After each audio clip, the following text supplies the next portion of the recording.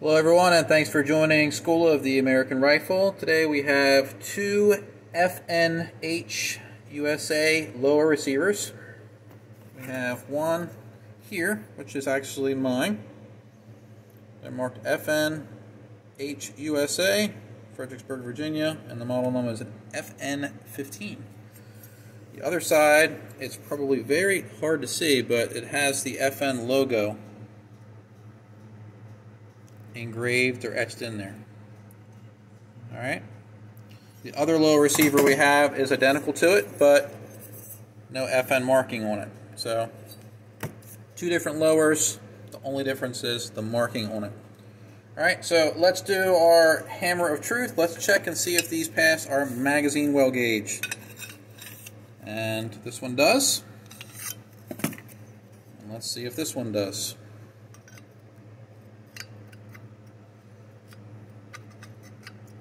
This one's actually a little tight. Does not pass. So what that means is this lower receiver may be sensitive to certain magazines. It doesn't mean that it fails, but it may be sensitive to some magazines. So that is one failure we detected out of the gate. We're going to check the opening for the rear lug area and the front lug area. So passes, passes, passes, and passes. All right, set that to the side. Let's check the selector or safety bore. Takes the go side. Does not take it on this side. Oh, there it went. Just a little bit tight. Sometimes new anodizing will be like that. Let's check this side. This one's a little bit more loose. You can see how that went in there with ease. Does not take the red side. Let's check this side again. We didn't do the red. And we're good to go. So selector bore passes a little bit tighter on this one. Front of her takedown pin holes. Takes the green. Does not take the red. Check this one. Takes the green.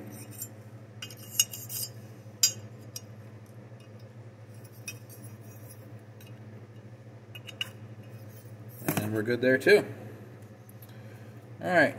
Let's check the side walls. The walls for the fire control gear pocket appear good. Even thickness on both sides. There's no blems on the receivers that I can see. And again, nice and even. Let's check our thread class now. I'm going to have to take the tags off.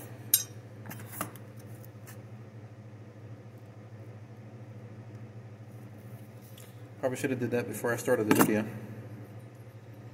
I have my son Gabriel helping with video today because Mama's not feeling well.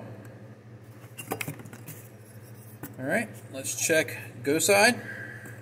Class 3 and 2 is the same for go. And I can't even get it to start.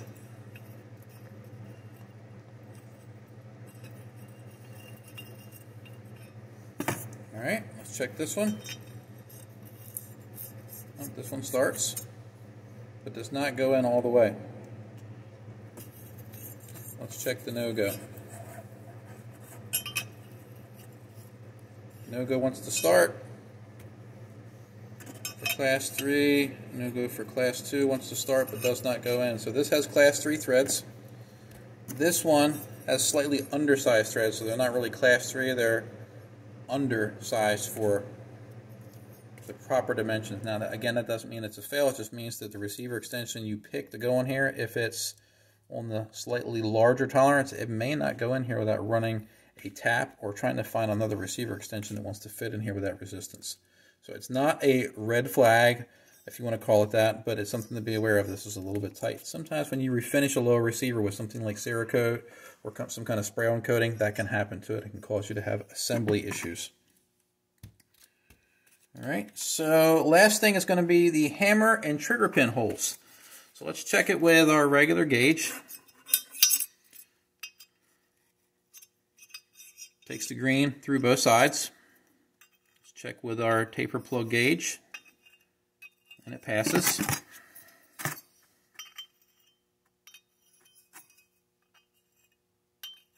passes. All right, so let's check it with a 156 pin gauge. It took it. So over 1 thousandths over 157. Went in 150. I'm sorry, that was 156. This is a 157. 157 goes in on one side. It goes in here too. So 156, 157. So 0.002 oversized on here. Let's see if this one will take the 157. Nope. Let's try it with 156.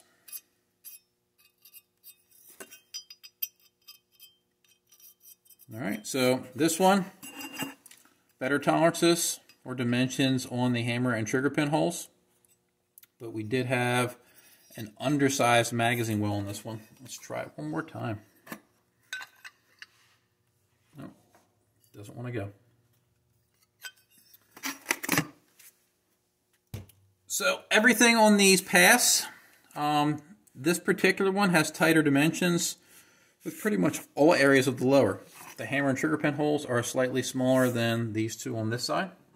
The magazine well's a little tighter, and so is the threaded portion for the receiver extension. So can you build a quality gun on this? Yes, it may be, like I said, magazine sensitive. You may have a little bit of difficulty putting your buffer tube in. But overall, both of these lower receivers pass as far as being safe or good to build. So I hope you found this video educational. And remember, these are only 2 examples. Not all reflect these dimensional issues. So I hope you found this video educational, and thanks for watching.